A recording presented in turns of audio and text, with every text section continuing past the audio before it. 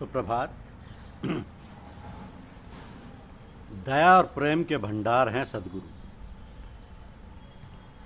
दया और प्रेम के भंडार हैं सदगुरु।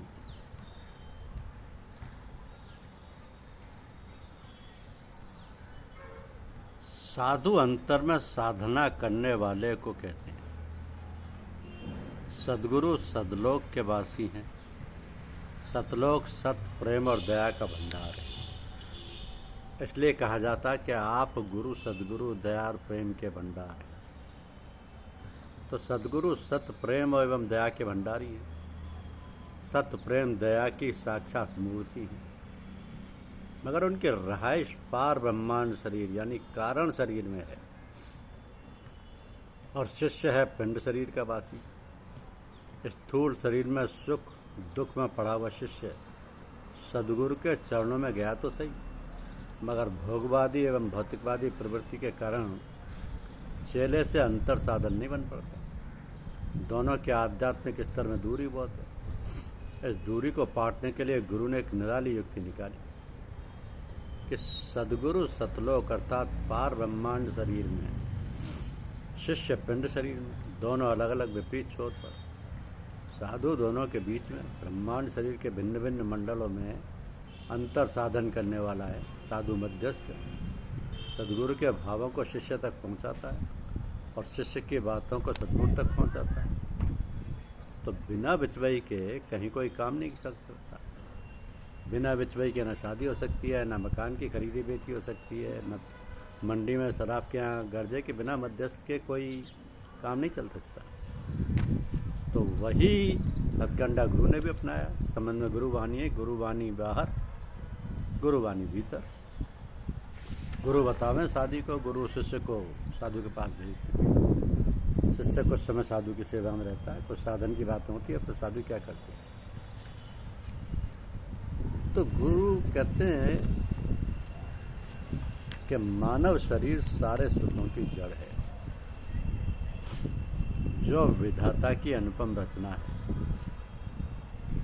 इसी से धर्म अर्थ काम मोक्ष की कामना पूर्ण होती है। ऐसे सामर्थ्य से अधिक कष्ट नहीं देना चाहिए। मानव एक सामाजिक व संवेदनशील प्राणी है। मानव जीवन की बाल्यावस्था और वृद्धावस्था दूसरों की सेवा शुश्रूषा पर आधारित होती है। जीवन में युवावस्था ही ऐसा समय है जिसे पाकर अपने माता पिता बाल बच्चों अन्य परिवार सहित संत महात्मा गण असहाय वृद्धजन व दीन दुखियों की सेवा शुश्रूषा कर सकता है। ऐसा अवसर पाकर जिसने अपना जीवन नहीं संवारा उसका जीवन व्यर्थ हो जाता है। यदि साधक गण तेरा तुझको अर्पण की कहावत चरितार्थ करना चाहें तो बड़ी आसानी से मानव शरीर पाकर पूर्ण कर सकते हैं। सर्वप्रथम साधक को चाहिए कि वह ईश्वर रूपी सदगुरु से प्रार्थना करे कि हे प्रभु, मैं एक आवागमन का शिकार मानव हूँ। संसार के तापों ने मुझे तपा रखा है। इन तापों को मिटाने के लिए हे प्रभु श्री साहब जी महाराज मैं अपना तन मन धन सर्वस्व आपको निछावर कर आपकी चरण शरण ग्रहण करता हूँ। हे प्रभु, आप दया कर मेरा समर्पण स्वीकार करें, मुझे अपनाने की कृपा करें। इस संसार सागर से पार जाने के लिए सदगुरु ही सुदृढ़ नौका है। चरण शरण ग्रहण मात्र से ही सदगुरु केवट बनकर पतवार का संचालन करने लगती है। जिस समय तन्मयता पूर्वक ऐसी प्रार्थना की जाएगी उसी क्षण साधक के मन वचन कर्म में एक प्रकार की चमक व चेतनता पैदा हो जाएगी। साधक के समस्त कार्यों में पवित्रता व कार्य कुशलता की झलक प्रकट होने लगेगी। जिस प्रकार योद्धाओं के युद्ध के फलस्वरूप हार जीत राजाओं की मानी जाती है, उसी प्रकार तन मन धन न्योछावर कर देने के फलस्वरूप साधक के समस्त कर्मों का फल ईश्वर का होगा। ईश्वर का होगा। तो जब साधक का हृदय ईश्वर के गाढ़ अनुराग में रंग जाता है तो चैतन्य प्रभु के रूप में सदगुरु स्वयं साधक को मिल जाता है।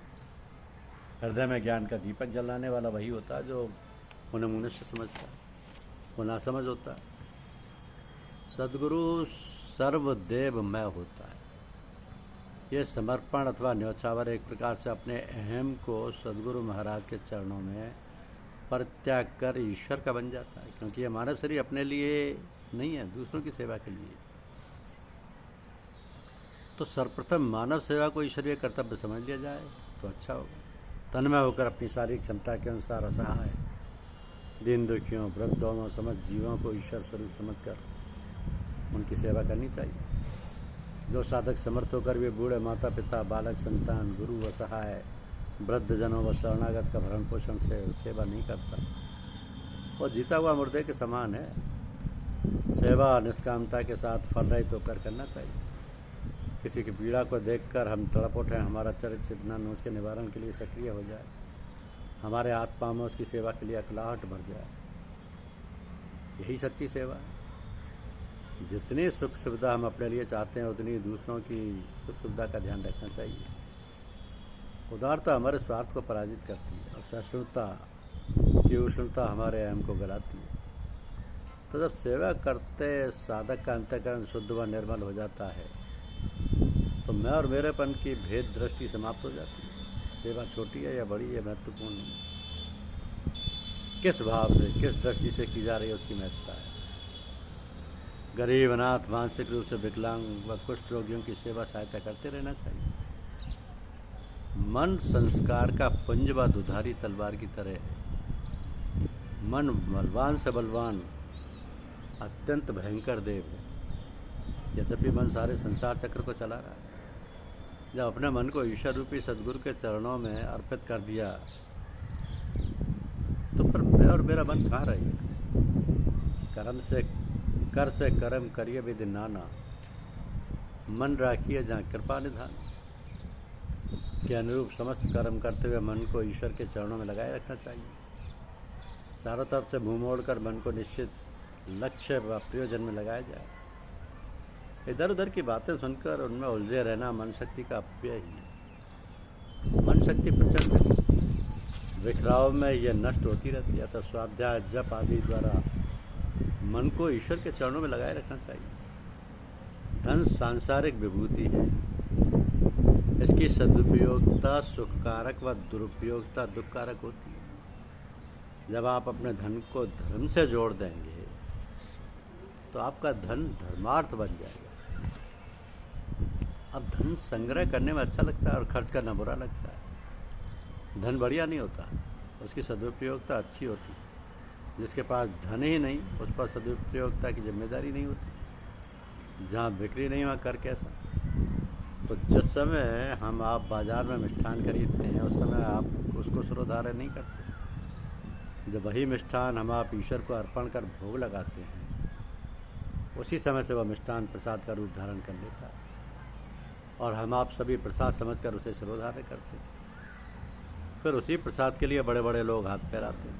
थोड़े ही प्रसाद से सबको संतुष्टि मिल जाती है। प्रसाद बांटने व प्राप्त करने में प्रसन्नता होती है। प्रसाद बांटने से कभी नहीं करता। साधक के पास जो भी धन दौलत, भौतिक पदार्थ आदि हैं वो सब ईश्वर के ही तो हैं।